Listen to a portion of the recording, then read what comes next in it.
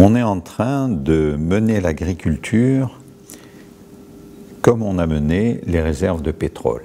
C'est-à-dire, pour garder les marchés et garder la tension des marchés, on augmente de 30% les réserves de pétrole qui n'existent pas. On est en train de faire la même chose pour les terres arables. On est en train de nous expliquer partout qu'on a des terres arables absolument dans tous les coins du monde, et en particulier dans les tropiques. Alors moi, je m'inscris en faux là-dessus, parce que lorsqu'il y a eu des études sérieuses de la FAO dans les années 50 par des vrais scientifiques, on a montré que ces terres étaient limitées. Tout ce que j'ai entrepris depuis 40 ans à travers le monde m'a montré que la FAO avait raison et que les terres étaient limitées. On ne peut pas donc, étendre les cultures sur toute la surface de la Terre. D'abord, ce serait, si on voulait couvrir de sillons la Terre entière, ce serait un malheur et l'homme n'y survivrait pas comme la plupart des êtres vivants, et on reviendrait à un monde qu'avec des bactéries. Non, il faut être lucide, il faut revenir à la réserve scientifique et se dire ce qu'on a est limité et on doit faire avec. Or, ce qu'on remarque aujourd'hui, c'est que concernant les terres arables, on en met régulièrement, on met des centaines de millions d'hectares en culture, mais on en perd un tiers de plus que ce que l'on met en culture. Ça veut dire qu'on dégrade davantage les terres qu'on ne les utilise. Et comme il y a une limite à ces terres, on se dirige, et on y aboutira si on ne fait rien, à une impasse. Il est donc temps, 1, d'arrêter l'effusion des terres arables, et 2, de reconcevoir l'agriculture en fonction de ses capacités, de cette ressource. Parce que dans la terre, il y a l'eau, la biodiversité et le minéral.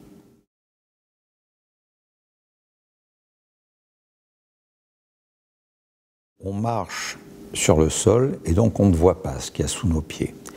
Et quand on ne voit pas quelque chose, on n'a aucune considération pour elle.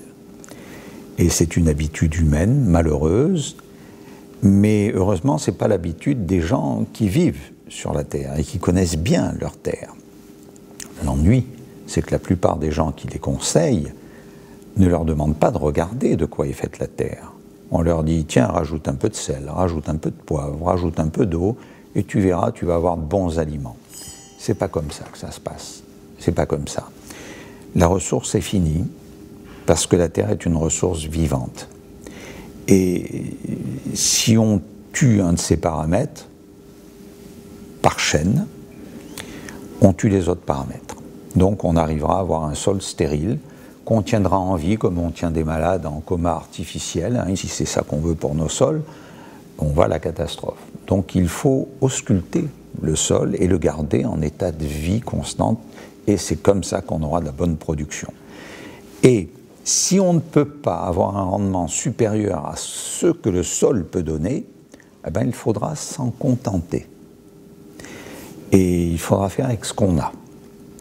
Ce qui veut dire très clairement qu'on ne peut pas à la fois garder le milieu écologique, la ressource, dans son intégralité, et en même temps augmenter les rendements. Voilà.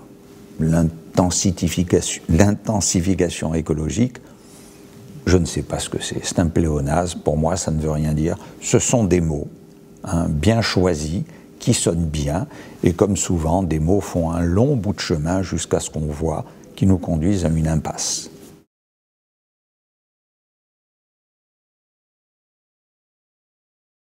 Alors il y a dans le système moderne des avancées technologiques importantes. Par exemple, un silo métallique est nécessaire et diminue les pertes pendant le stockage.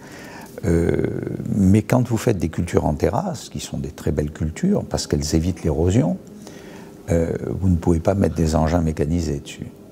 Donc vous avez des cultures traditionnelles à faire. Sinon, si vous mettez des engins mécanisés et de l'irrigation, c'est la colline entière qui ravage le village à la première grande pluie. Donc il faut tenir à la fois compte des terrains eux-mêmes, de ce qu'ils peuvent donner, de regarder comment les hommes, à travers les siècles, se sont adaptés à ces terrains, pouvoir les aider sans détruire ces terrains, ça me semble capital. Voilà. Mais vouloir prendre un modèle donné qui a réussi en Europe et l'appliquer à l'Afrique, par exemple, serait meurtrier. D'ailleurs, les Brésiliens, qui sont en train de réussir, font des cultures très choisies sur du non-labour, sur du non-pesticide, mais ils emploient, à l'inverse, des plantes technologiquement améliorées. Et ça, je crois qu'il faut le faire, parce que le progrès dans la plante, comme le progrès dans l'homme qui a évolué, hein, où son cerveau est devenu plus grand pour mieux penser, il y a des plantes qui sont des organismes vivants qui peuvent à ce moment-là avoir dans leur génome des fonctions stimulées qui leur permettraient de mieux résister au sol salé, de mieux résister à la sécheresse, de pomper moins d'eau, etc., etc. Et là, en plus, on pourrait gagner des terres arables.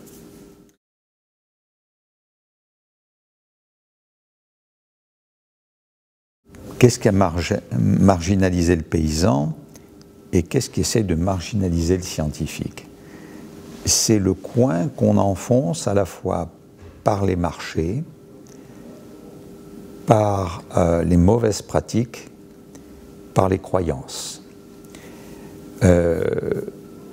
Si on veut vendre un produit et qu'un scientifique vous dit qu'il ne faut pas le vendre, on fera taire le scientifique.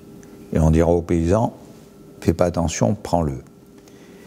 Et petit à petit, on isole, à deux extrêmes, le paysan et le scientifique. Donc il me semble excessivement important d'éduquer davantage le paysan de façon continue à toutes les techniques. Voilà. Et de façon scientifique. On ne veut pas en faire des Einstein, pas du tout. Mais il faut qu'ils comprennent la modernité de la science et des technologies que cette science produit au fur et à mesure.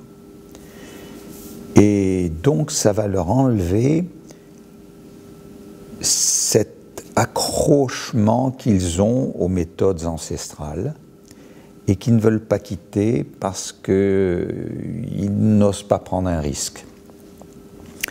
Et il faut que le scientifique, dont la vie est de prendre des risques, leur dise, voilà, là, voilà quels sont les risques et voilà quels vont être les coûts de votre agriculteur. Et à ce moment-là, je pense qu'effectivement, on peut avoir une cohésion mieux organisée entre le scientifique et le paysan. J'ai un ami sociologue qui m'expliquait que quand aux États-Unis, dans une école, on demande aux gosses de dessiner un poulet, ils dessinent une barquette avec son emballage.